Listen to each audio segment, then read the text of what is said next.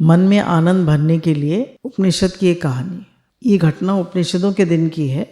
श्वेत केतु को, साधक का नाम क्या है? श्वेत केतु। श्वेत केतु को उसके पिता ने बुलाया और गुरुकुल भेजा और कहा कि जाओ तुम वेद शास्त्रों का अध्ययन करके। अब इनके जो पिता थे उनका नाम था उद्दालक ऋषि। श्वेत केतु पुत्र का नाम है और पिता का नाम है उद्दालक ऋषि। अब गुरु से उसने सारी विद्या सीखी पढ़ी। बहुत इंटेलिजेंट था, बहुत दिमाग तेज था, तो उसने सारे वेद शास्त्र पढ़ लिए और बहुत पारंगत हो गया। जैसे लोग, उसने भी सब उपनिषद, सब शास्त्र पढ़ लिए, उनका अर्थ समझ लिया।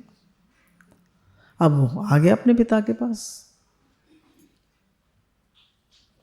जब श्वेत केतु गांव में प्रवेश कर रहा था तो पिता ने देखा, दूर से देखा कि वो तो बड़ा अहंकार में आ रहा है, बड़ा ईगो बढ़ गया है। अब अनुभवी थे उसके पिता, समझ गए, बोले इसका ईगो तो बहुत बढ़ गया है। देखा कि बड़ा अकड़ के और गर्दन ऐसे सीधी अकड़ के चल रहा है। तो उसका एक एक कदम से झलक रहा था कि उसने बहुत किताबें पढ़ ली हैं। पिता निराश हुए, क्योंकि जो वास्तव में सत्य है, सत्य को जानता है, उसका अहंकार धुल जाता है।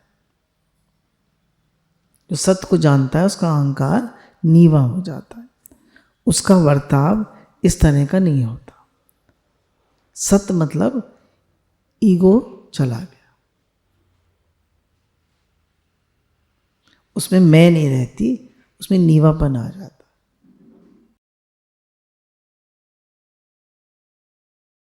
अब बेटा सोच रहा है कि मैं घर के अंदर घुसूंगा तो पिताजी बहुत खुश होंगे और कहेंगे कि मैं, उनका बेटा जो है वो सर्वोच्च विद्वानों में उसकी गिनती है। लेकिन ये क्या, पिताजी तो खुश ही नहीं है। तो श्वेत केतु ने पिता को उदास और निराश पाया, तो आश्चर्य के कारण श्वेत केतु खुद को रोक नहीं पाया। क्या मुझसे कुछ भूल हुई है? उसने कहा, तात, क्या मुझसे कोई भूल हुई है? तो पिता ने कहा, मुझे तुमसे केवल एक ही प्रश्न पूछना है, क्या तुमने वह जान लिया जिसको जानने के बाद कुछ जानना शेष नहीं रहता? तो कहता नहीं, मुझे तो अभी बहुत कुछ जानना है। क्या तुमने वह जान लिया जिसे जान लेने के बाद सारे दुख मिट जाते हैं? बोलिए, आपने वो जान लिया जिसके सारे दुख मिट जाते हैं? वो जान लिया आप लोगों ने? नहीं जाना? हे नाथ, हे नाथ, हे नाथ, क्या तुम्हें ये सिखाया गया है कि सिखाया नहीं जा सकता? वो उससे ये 3 प्रश्न पूछते हैं। बोले, वो अपने पिता से कहता है, तात, मुझे जो कुछ मैं जानता हूं वो सब सिखाया गया है। मैं उसे किसी को भी सिखा सकता हूं, बशर्ते वो इस लायक हो। पिता ने कहा, ठीक है, अब वापस जाओ और अपने गुरु से वो सीखने की याचना करो जो सिखाया नहीं जा सकता।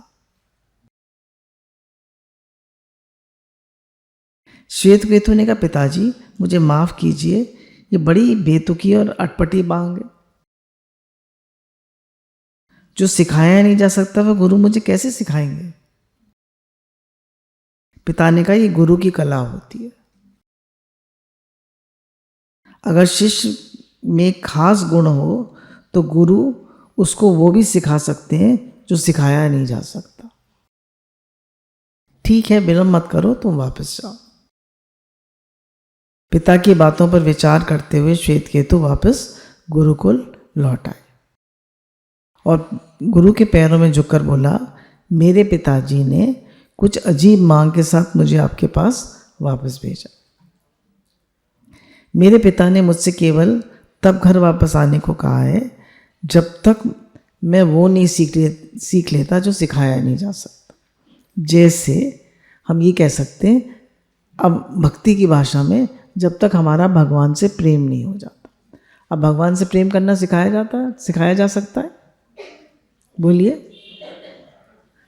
मन को खाली करना सिखाया जा सकता है? मन से अलगाव करना सिखाया जा सकता है? बताइए, नहीं सिखाया जा सकता ना, तो वो खुद ही करना पड़ेगा। भगवान से प्रेम कर, माँ लड़की को सिखा सकती है कि पति से कैसे प्रेम किया जाता है? सिखाती है, सीख जाती है लड़की। ऐसे ही जब खुद मनुष्य कोशिश करता है तब वो पति से प्रेम, भगवान से प्रेम करना सीख जाता है। जब उसका मन से संसार से हट जाता है, उसे वैराग आ जाता है, उसको लगता है मैं जानूं सत्य क्या है, तो उसका भगवान से प्रेम हो जाता है। उसको पता है संसार में सब कुछ नश्वर है, सब कुछ जाने वाला है, सत्य परमात्मा है। तो वो पूछता है ये कैसी विद्या है गुरु, आपने कभी इस बारे में बताया नहीं,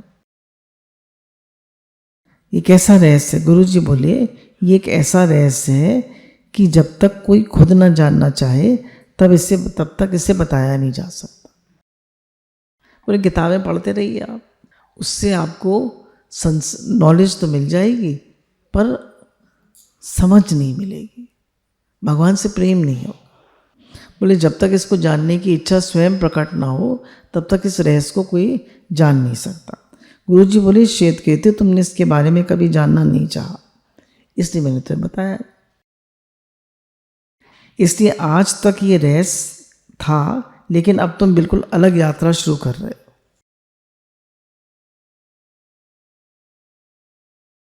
याद रखो कि ज्ञान बहुत सूक्ष्म है, जिसे शब्द और प्राण भी नहीं छू सकते।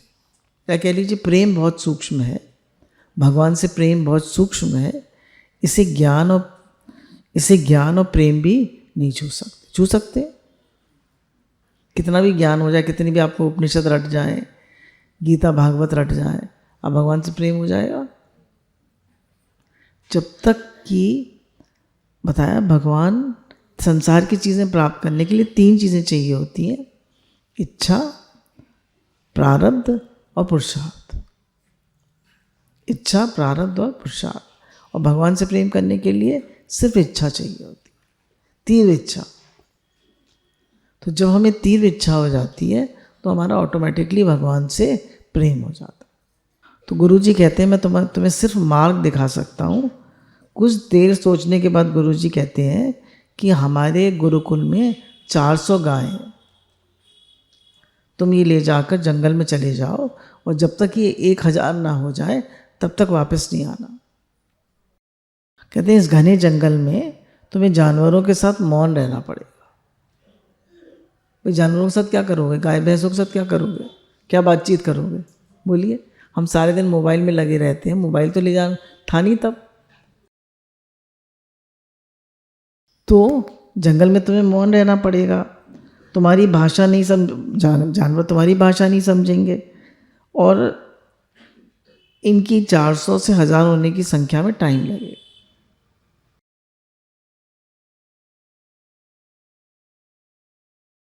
अब जब श्वेत केतु गया तो कोई चर्चा करने वाला नहीं, कोई शास्त्रार्थ करने वाला नहीं, कोई बातचीत करने वाला नहीं, कोई बोलने वाला नहीं, कोई किताबें पढ़ने के लिए नहीं, क्या करे?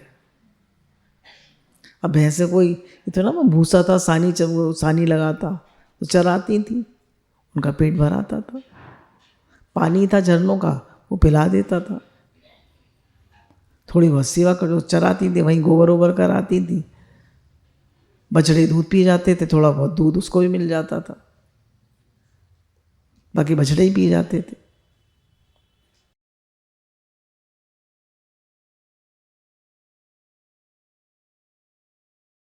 अब किताबों का ज्ञान वाला श्वेत केतु मौन रहने लगा। हम लोगों में से कितने लोग घर में मौन रहते हैं? हाथ खड़ा करिए। बोलत बोलत भय बेकारा, बिन बोलत भय जय जयकार। कितना बोलते हैं हम? हे नाथ हे नाथ हे नाथ।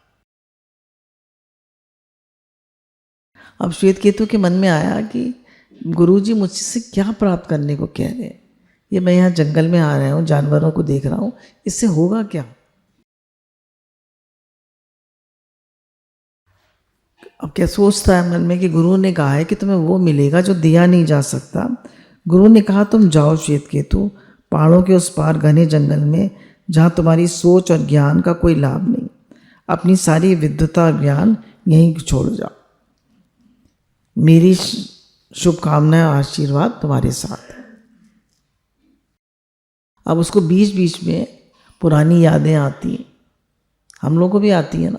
नहीं आती? बहुत आती है। पास्ट, अच्छा पास्ट और फ्यूचर क्या है? संसार। और प्रेजेंट मोमेंट क्या है? भगवान। हमेशा इस बात को याद रखिए।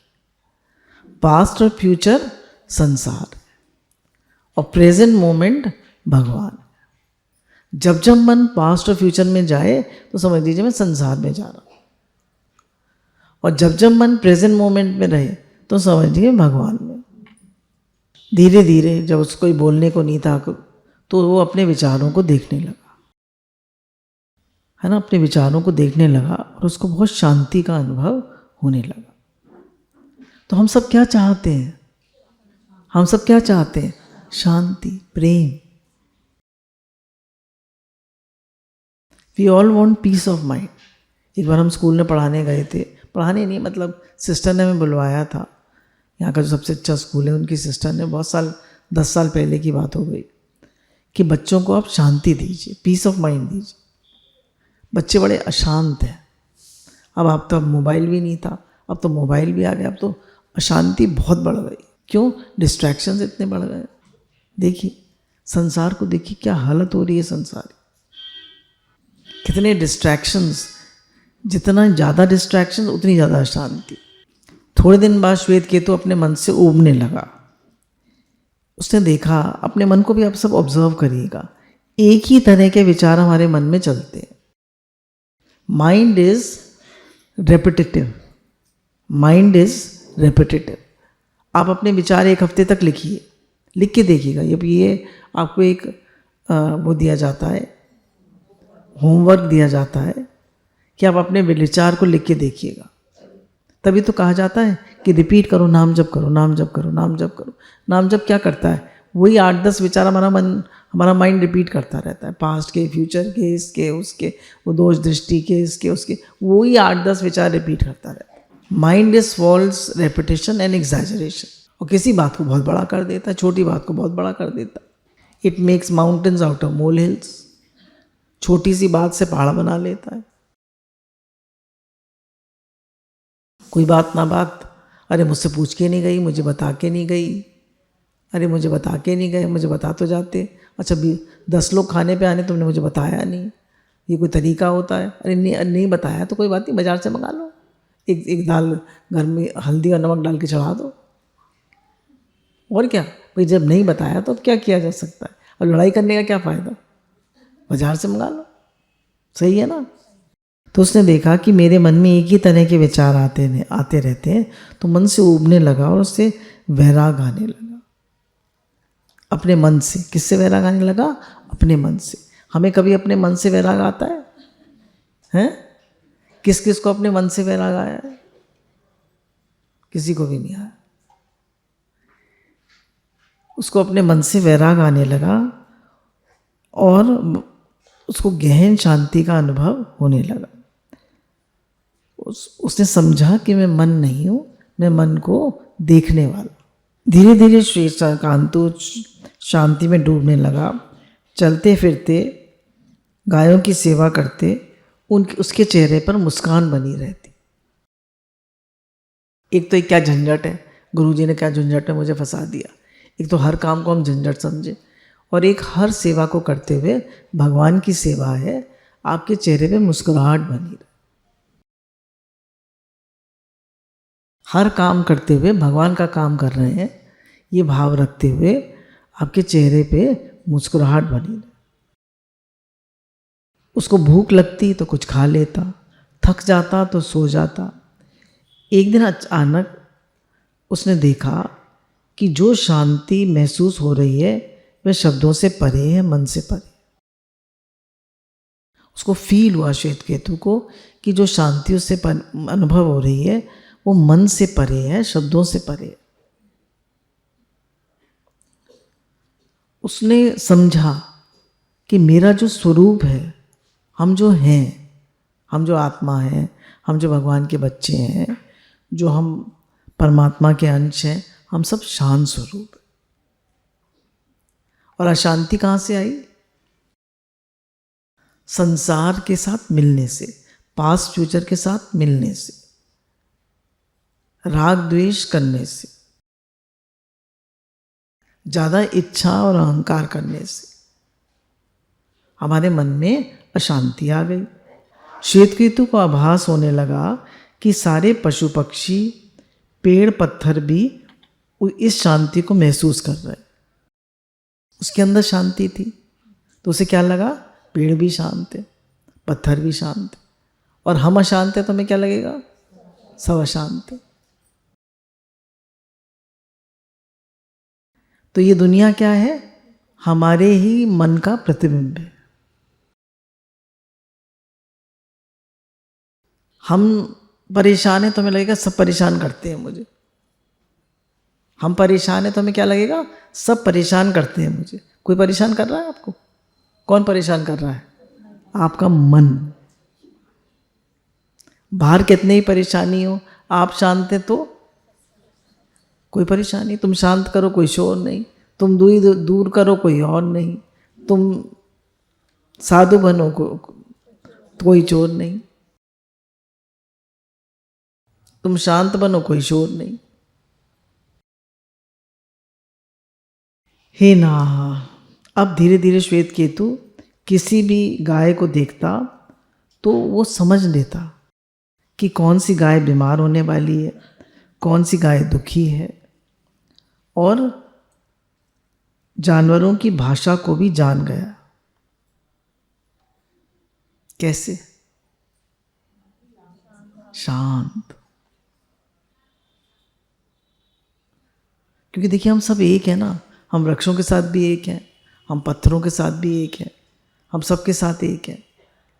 तो जब हम शांत होंगे तो हमें उस एकता का, उस प्रेम का अनुभव। अब हम अशांत हैं तो हमें अनुभव होगा ही नहीं।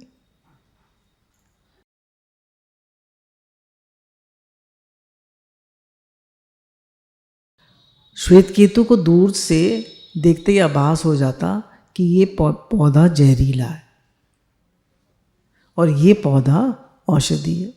कैसे इतनी औषधियां पता चली? संतों ने पता लगाया होगा ना। कैसे इतनी जड़ी बूटियां बनी? सारी दवाइयाँ, चाहे केमिकल्स हों चाहे कुछ भी हो, सब आयुर्वेद, होम्योपैथी, सब पेड़ों से, इन सब चीज़ों से ही निकली, प्रकृति से ही निकली। तो अंदर से शांत था। श्वेतकेतु सब कुछ, उसे कौन सा पौधा औषधि है? जैसे श्वेतकेतु ब्रह्मांड की भाषा बोलने लगा। श्वेतकेतु किसकी भाषा बोलने लगा? ब्रह्मांड की। सारी प्रकृति की भाषा वो समझने लगा, क्योंकि उसकी वननेस सबके साथ हो गई, उसकी एकता सबके साथ हो गई। श्वेतकेतु का सब कुछ, मन, बुद्धि, स्मृति और अहम, सब कुछ विलीन हो गया शांति में। क्या क्या विलीन हो गया? उसका मन, उसकी बुद्धि, उसकी स्मृति, उसकी याददाश्त, तो उसकी पुरानी मन में बातें भरी हुई थी वो, और अहम, उसकी मैं, सब विलीन हो गए। मन, बुद्धि, चित्त, अहंकार सब विलीन हो गया। ऐसा समझ लीजिए उसका अंतःकरण विलीन हो गया।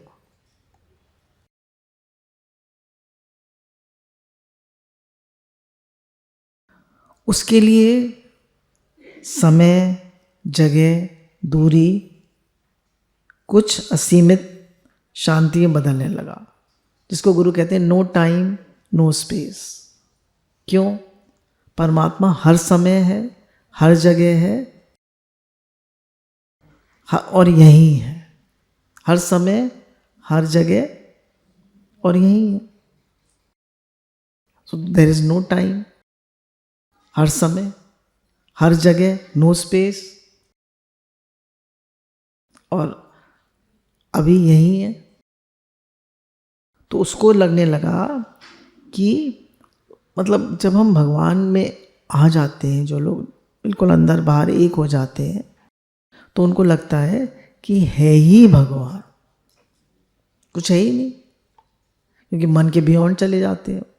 जब श्वेत केतु गायों के पास होता तो गायों के आंसू निकलने लगते, ना प्रेम आ गया ना उसके अंदर।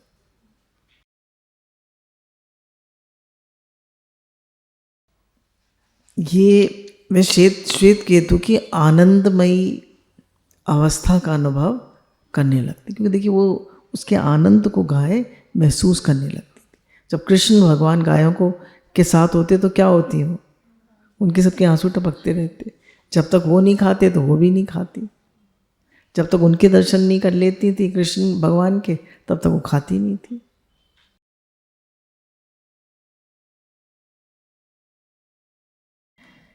इस तरह वर्षों बीतने लगे और श्वेत केतु का लक्ष्य भी आनंद में खो गया। तो भूल गया कि 400 से 1000 गाय कब हो गई। हमें समय बताना मुश्किल होता है, वो समय को ही भूल गया, समय को ही भूल गया। कब सुबह होती है, कब शाम होती है, तो उम्र यूं ही तमाम होती, सब भूल गया। श्वेत केतु को पता ही नहीं था कि मुझे कब वापस लौटना है, भूल गया था। तो एक दिन बहुत सारी गाय उससे आके टकराने लगी कि अब तुम्हारा लक्ष्य पूरा हो गया, अब हमें आश्रम ले चलो। नहीं तो गिनता वो, अच्छा अब 900 हो गई, अच्छा अब 910 हो गई, अब 920 हो गई। पर वो उसको इतनी शांति मिल गई, इतना आनंद और प्रेम मिल गया कि वो अपनी शांति में खो गया।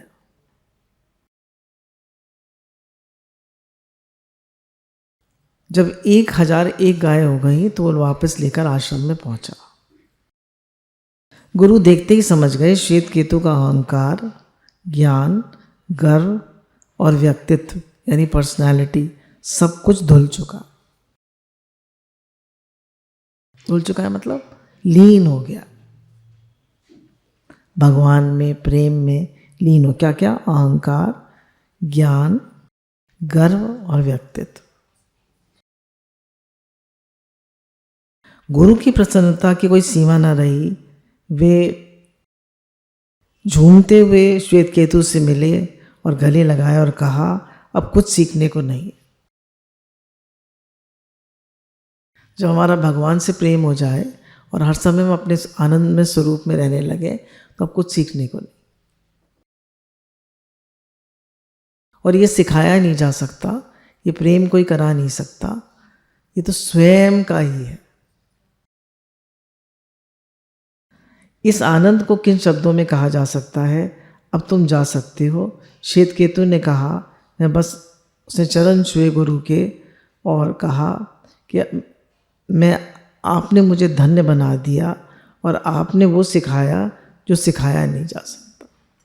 तो देखिए गुरु तो सब दे ही रहे हैं, अब हमारे ऊपर है कि हम कितना भगवान से प्रेम चाहते हैं कि हमारा भगवान से प्रेम हो, कितने हम अपने आनंद, शांति और प्रेम का अनुभव करें। हमारे ऊपर, हम बात बात में रिएक्ट ना करें, हम अपने शांत स्वरूप, प्रेम स्वरूप, आनंद स्वरूप में रहें। आप कह रहे हैं इससे हम क्या सीखते हैं इस कहानी से? बोले मन के पीछे शांति है। तो आप मन से वैराग लेंगे, मन से डिटैच करेंगे तो आपको शांति का अनुभव होगा। आप मन से ही मिले रहेंगे तो आपको शांति का अनुभव नहीं हो। आप कह रहे हैं मन जो है वो फॉल्स रेपिटेशन, फॉल्स एग्जैजरेशन और रेपिटेशन है, वही बातें रोज करेगा, वही बातें। ये मुझे प्यार नहीं करता, बच्चे मेरी बात नहीं सुनते, कोई मुझे प्यार नहीं करता, कोई मेरी बात नहीं सुनता, मुझे चाय, बिना चाय पिए मेरे सर में दर्द हो जाता है, मुझे कॉफ़ी पीनी है, मुझे क्या आप लोग बताइए। हाँ, कितनी सारी हमारे मन के कुछ आग्रह और इच्छाएं वही रिपीट करता रहता है। अब मुझे कल कौन सी शादी में जाना है, कौन सी ड्रेस पहननी है, कि बस वही 4-6 बातें रिपीट करता रहता है। तो इससे तो भगवान का नाम रिपीट करे, भगवान का नाम सर्वोपरि है, वो हाईएस्ट है। तो मन, जब हम भगवान का नाम लेते हैं तो मन का जो फॉल्स रेपिटेशन और एग्जैजरेशन है वो खत्म हो जाता है। नाम जप में वो सामर्थ्य है कि क्यों बताया कलयुग नाम आधारा सुमिर सुमिर नर उतरी पारा। देखिए, एक बच्चे की तबीयत खराब थी हमारे सत्संग भवन में, तो वो ध्यान करती है, तो मैंने उससे कहा थोड़ा ध्यान कर लो। बोली मुझसे हो ही नहीं रहा, इतना सर में दर्द हो रहा है और इतनी तबीयत खराब हो रही है कि मुझसे हो ही नहीं रहा। अच्छा, अगर हम ये कहें कि कहो हे नाथ कर लो, तो कर पाएगी? हैं? कर लेगी या नहीं? कर लेगी। और हम कहें हे नाथ सबसे आसान है। हम उससे कहें हरे कृष्ण कृष्ण, चलिए वो कर लो, तो उसका अभ्यास होगा तो वो भी कर लेगी। छोटा नाम तो ले ही सकते हैं, हे नाथ हरे कृष्ण। बड़े नाम की आदत है तो बड़ा ले ली। तो कह रहे हैं कि मन जो है, आप अपने मन के विचारों में उलझिए मत, और मन में इंटरेस्ट खत्म होता जाए आपको, और डिटैच होते जाए मन से। मन की बातों में इंटरेस्ट मत लीजिए और मन से डिटैच होते जाइए। हम मन से इतने मिले पड़े हैं कि मन अलग है मैं अलग हूँ, हमें पता ही नहीं है। We are not the mind, we are the observer of the mind. गुरु कहते हैं कि जब तुम ध्यान में बैठो, ये ध्यान वालों के लिए, तो तुम ऐसा महसूस करो कि तुम गहरी गुफा में प्रवेश कर चुके हो और बहुत सब कोलाहल बहुत दूर है, सब शोर बहुत दूर है, और मन और विचार जो भी प्रकट हो उसे सिर्फ देखो। मन के पीछे गहरी शांति है। मन के पीछे क्या है? गहरी शांति। मन ही संसार। अब मन के पार चले गए तो फिर क्या है? शांति।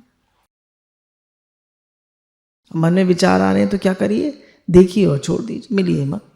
अब गुरु बताते हैं आप जो कुछ सोचते हैं वही बनते हैं, इसलिए आपका सबसे बड़ा दुश्मन और दोस्त आपका मन है। भगवान ने गीता में कहा 6 अध्याय में 6 या 7वें श्लोक में कि तुम मनुष्य अपना ही मित्र है, अपना ही दुश्मन। अपनी आत्मा में है तो अपना मित्र है, और अब मन से मिला हुआ है, अनियंत्रित मन से मिला हुआ है तो अपना दुश्मन। जिसके पास अनियंत्रित मन है वो अपना आप ही अहित कर रहा है। अब कह रहे हैं कि थॉट्स लीड्स टू एक्शंस, है ना? थॉट्स लीड्स टू एक्शंस, विचारों से कर्म होते हैं। जैसा विचार होगा वैसा कर्म होगा। कर्म से thoughts leads to actions, actions leads to habits. उससे क्या होता है? विचारों से कर्म हुआ, कर्म से हमारा आदत बनी, हमारा वर्ताव हुआ, वर्ताव से हमारा चरित्र बना।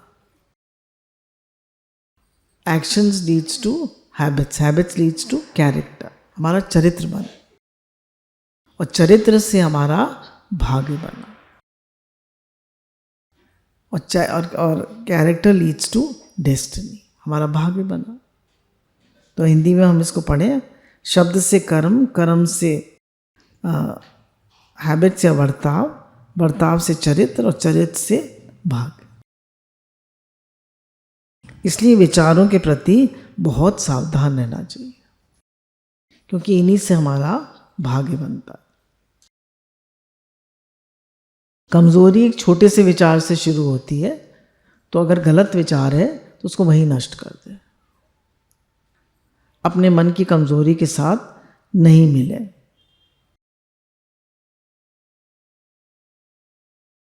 विचार बहुत जल्दी बड़ा बन जाता है और बुद्धि को भी ढक लेता है, विवेक को भी ढक लेता है।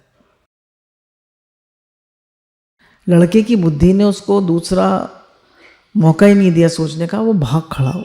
सोने के सिक्के, ऐसा मौका फिर कहाँ मिलेगा? भाग खड़ा हो। सीधे लड़के के शरीर ने रिएक्ट किया। पहली बात में गलत विचार को जड़ से उखाड़ देना जरूरी। कहने विचारों को नियंत्रित करने के लिए 2 बातों पे जोर दें। सही इरादा विकसित करें। पहले कह रहे क्रिएट द राइट इंटेंशन। कह रहे मन से कोई गलत बात निकल जाती है तो मन काफ़ी देर तक अफसोस करता है।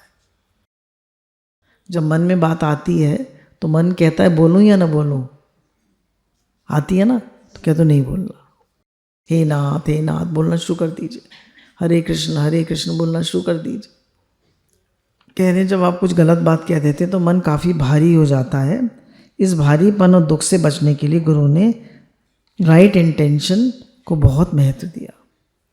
कह रहे हैं जब भी आप कुछ कहने जा रहे हैं या करने जा रहे हैं तो अपने से पूछिए मेरा इरादा क्या है, मैं चाहता क्या हूँ, इससे मुझे और दूसरों को फ़ायदा होगा।